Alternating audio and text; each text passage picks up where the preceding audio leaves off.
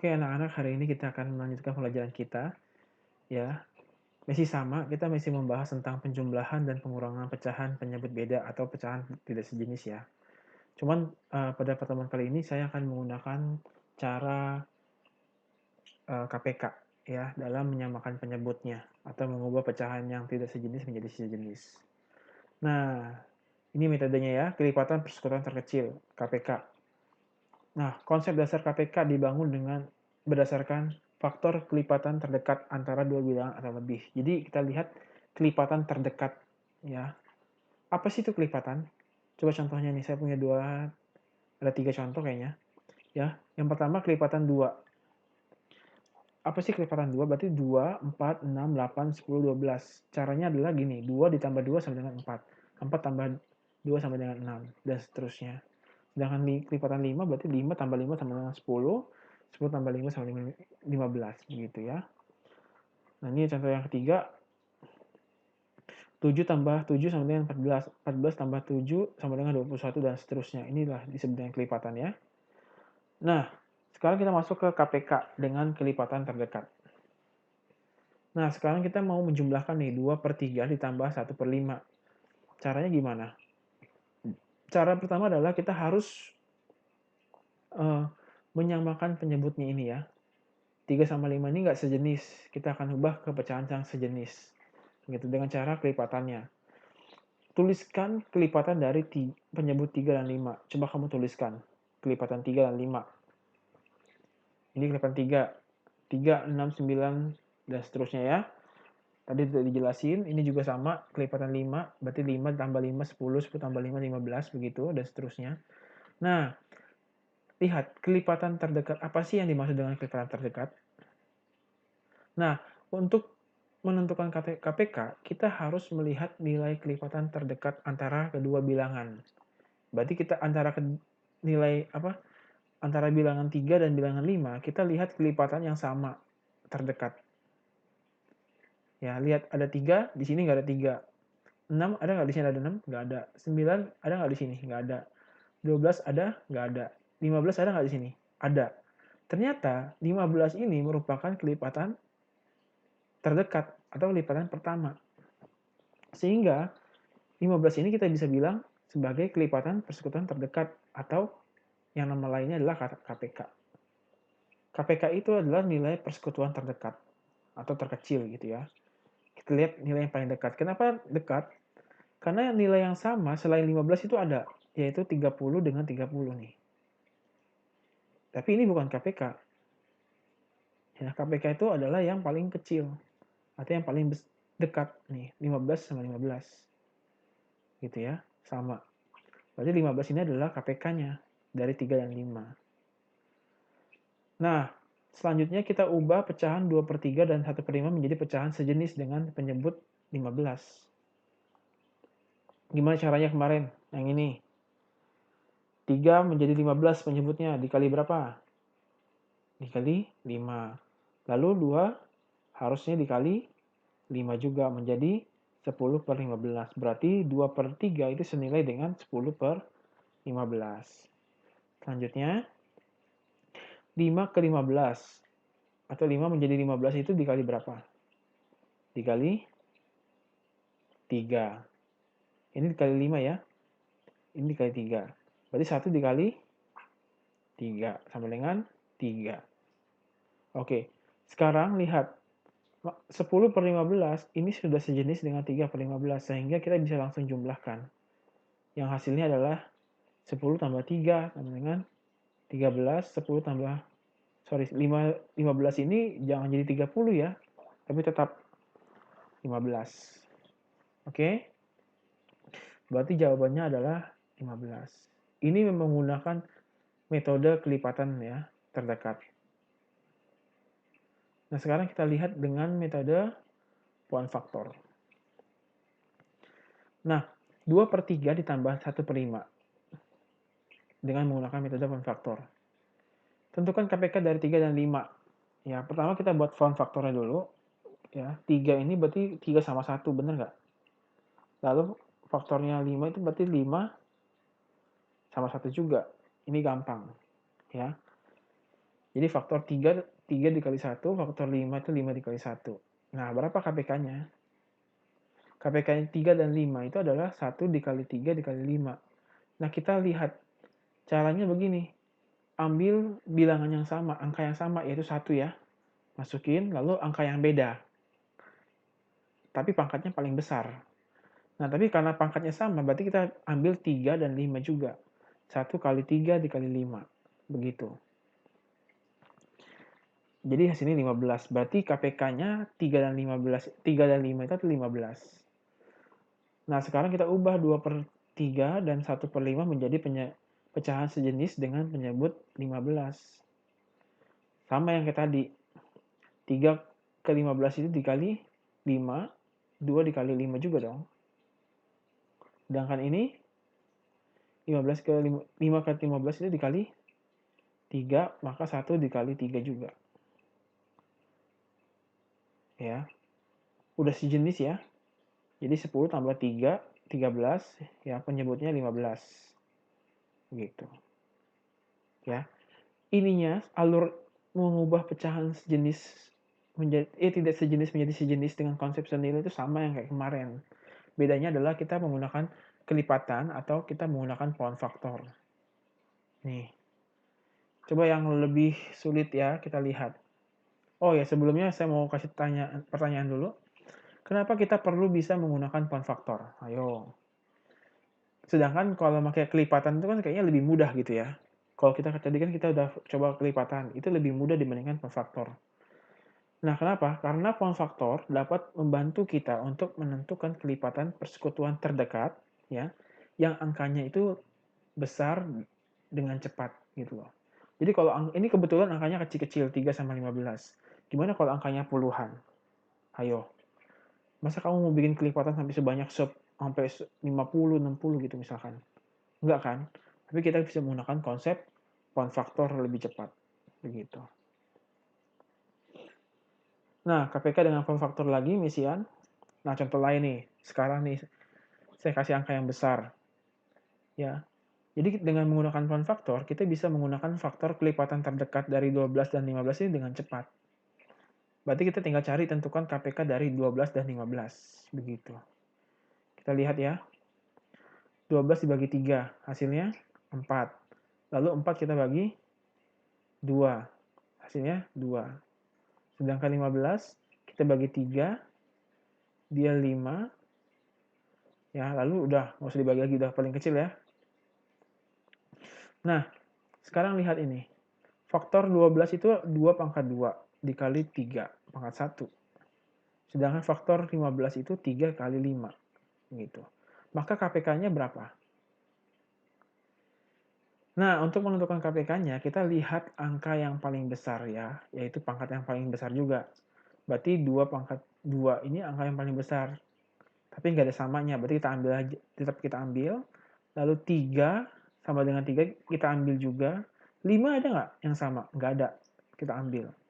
Jadi kita ambil yang beda dan yang sama. Dengan catatan pangkatnya besar. Gitu ya. Oke, berarti berapa nih? 2 pangkat 2 itu sama dengan 4. Ya, ingat pangkat itu adalah perkalian berulang. Berarti kalau 2 pangkat 2 berarti 2 dikali 2 sama dengan 4. Kalau 3 pangkat 2 berarti 9. 3 dikali 3 gitu ya. Jadi pangkat itu adalah perkalian berulang. Saya ingatkan ya. Jadi 4 dikali 3 berapa? 12. 12 dikali 5 60 gitu. Atau gampangnya 4 dikali 5 20. 20 2 kan? 2 kali 3 6. 60 gitu ya. Lebih cepat. Berarti sekarang kita ubah pecahan 3 per 12 dan 2 per 15 menjadi pecahan sejenis dengan penyebut 60. Kita lihat di sini, 12 ke 60 dikali berapa? Dikali 5. Ya, bener nggak? 5 dikali 2, 10 kan? Timbang 1, 5 kali 1, 5, tambah 1, 60. Bener ya? Lalu 3 dikali 5. Hasilnya 15. Nah, 2 per 15 kita lihat 15 ke 60 dikali berapa? Dikali 4. Maka 2 juga dikali 4. Hasilnya 8. Nah, sekarang kita baru bisa nih kurangkan. 15 per 60 dikurang 18 per 60. Harus pecahannya sejenis nih. ya menjadi 7/60 begitu. Lihat ya, kalau kita pakai metode kelipatan, mencari kelipatan 12 dan 15 itu besar-besar angkanya. Ya, lebih gampang lagi kita menggunakan count faktor sebenarnya. Apalagi kalau bisa ada 3 bilangan gitu. Bisa lebih cepat. Ya, kebetulan ini cuma 2.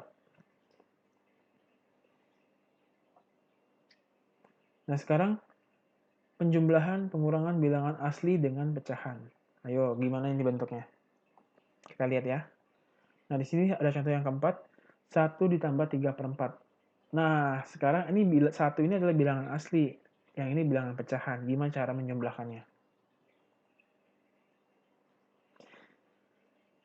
Nah, ya, lagi-lagi kita harus ubah pecahan tidak sejenis menjadi sejenis. Yang pertama, lihat. 1 ditambah 3/4 ini, kita ubah 1, itu sama nggak dengan 4 dibagi 4? Sama ya? Jadi 1 ini kita ubah dengan 4 dibagi 4. Kenapa 4 dibagi 4? Kenapa nggak 5 dengan 5 gitu? 5 dibagi 5 kan juga 1 juga. Kenapa ya? Karena lihat ini. Pecahan yang di sini adalah 3 dibagi 4. Penyebutnya 4. Agar pecahan itu sejenis, maka kita harus bikin ini juga 4. Tapi dengan nilai yang 1. Berarti harusnya harus ada 4 begitu. Jadi 4 dibagi 4 hasilnya 1 nih. Ya, tidak merubah nilai, hanya merubah bentuk. Berarti 4 dibagi 4 ya, ditambah 3/4. Nah, di sini kita lihat 4 tambah 3 berapa? 7. Udah sama ya. Hasilnya adalah, nah 7/4 ini masih bisa disederhanakan dengan diubah ke dalam pecahan campuran. Seperti ini. 1 3/4. Apakah kamu sudah bisa mengubah pecahan biasa ke pecahan campuran? Saya kemarin lihat beberapa anak sudah bisa ya. Cuma nanti saya akan ajarkan di akhir. Saya ulang lagi kembali ya, cara mengubah pecahan biasa ke pecahan campuran atau sebaliknya. Oke, contoh yang kelima. Sekarang, nih, bilangan asli 3 dikurang 4/9. Gimana caranya? Ini saya kasih cara yang berbeda lagi. Lihat, 3 dikurang 4/9. 3 ini sama nggak? 3 dibagi 1. 3 dibagi 1 hasilnya 3, bukan 0. Ya. 3 dibagi 1 hasilnya 3. Bilangan apapun dibagi 1 hasilnya sama, yaitu 3. Misalkan kalau 5 dibagi 1 ya 5 gitu ya. Berarti 3 saya ubah 3/1 dikurang 4/9. Nah, sekarang kita samakan nih penyebutnya 1 sama 9. Nah, 3/1 itu senilai dengan berapa kalau ininya 9, penyebutnya 9? 1 menjadi 9, berarti dikali 9. Kalau bawahnya dikali 9, maka atasnya juga harus dikali 9. Jadi 27. Berarti 27 dikurangin 4/9. Gitu ya, 27/9 dikurang 4/9. Nih penyebutnya udah sama, kita bisa kurangin. Berarti 23. 23/9. Ini belum sederhana. Kamu harus sederhanakan lagi. Nah, ini caranya. Salah satu cara mengubah pecahan biasa ke pecahan campuran. 9 dikali berapa yang mendekati 23 tapi tidak sama dengan 23? Ya udah, 9 kali 2. Gitu ya, 18. Berarti 18/9 ditambah 5/9. Saya pecah nih, 23 dipecah menjadi 18 ditambah 5. Ya, 18 dibagi 9 itu sama dengan 2 ditambah 5/9. Berarti pecahan campurannya adalah 2, 5/9. Nah, ini saya akan singgung ya sedikit cara mengubah pecahan biasa ke pecahan campuran.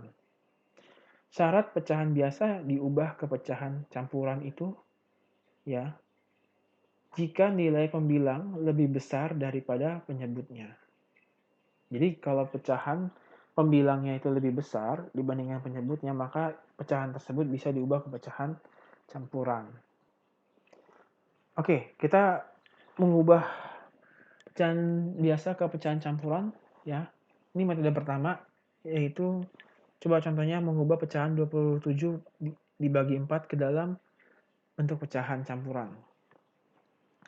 Nah, 27/4 ini saya ubah, saya pecah menjadi 24/4 ditambah 3/4. Ya, berarti 24 tambah 3 kan 27 kan? Saya pecah jadi 2 nih. Nah, 24 dibagi 4 berapa? 6. Makanya 6 ditambah 3/4. Kenapa 24? Karena gini, saya mikirnya begini. 4 dikali berapa hasilnya mendekati 24. Ya 4 dikali 6, begitu. Makanya saya pecah 24. Ditambah 3. Maka hasilnya adalah 6 3/4. Ya. Jadi pecahan campurannya adalah 6 3/4. Ini cara yang pertama. Cara yang kedua, saya menggunakan ini, model ini. Ada yang tahu apa ini? Ya, jadi kalau kamu amatin, pecahan campuran tuh bentuknya kayak gini nih. Ya, ada 6 di samping, 3 di atas, lalu ada 4 di bawah, begitu ya. Sama, ternyata 6 ini ya, di sini, ini disebut dengan hasil, lalu atas ini disebut dengan sisa, lalu di bawah ini disebut dengan pembagi. Ya, lebih jelasnya coba lihat apa itu sisa, apa itu hasil, apa pembagi dari sini. Kita menggunakan ya purogapit atau menggunakan pembagian panjang. 27 dibagi 4. Nah, sekarang 4 dikali berapa yang mendekati 27?